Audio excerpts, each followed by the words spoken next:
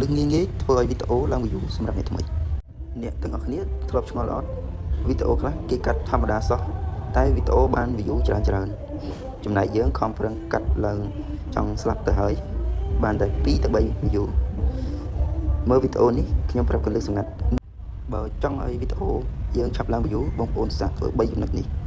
1ចាប់ផ្ដើមវីដេអូភ្លាមនិយាយចូលសាច់រឿងតែម្ដងកុំទុកបន្លាយពេលវេលាយូរព្រោះអ្នកមើលឥឡូវចិត្តក្តៅណាស់បើ3វិនាទីដំបូងមិនពេញចិត្តពួកគេនឹងអូសចោលភ្លាម2កុំផុសវីដេអូចោលទៅទេត្រូវរៀនដាក់អក្សររត់លើអេក្រង់ឲ្យធំច្បាស់ព្រោះមនុស្សភាគច្រើនចូលចិត្តមើលវីដេអូទាំងបិទសំឡេង3ផុសឲ្យចំពេលវេលាមនុស្សទំនេរដូចជាម៉ោង11ថ្ងៃត្រង់ឬម៉ោង6ល្ងាចកុំផុសផឹកព្រលឹមអត់មានអ្នកមើលទេហា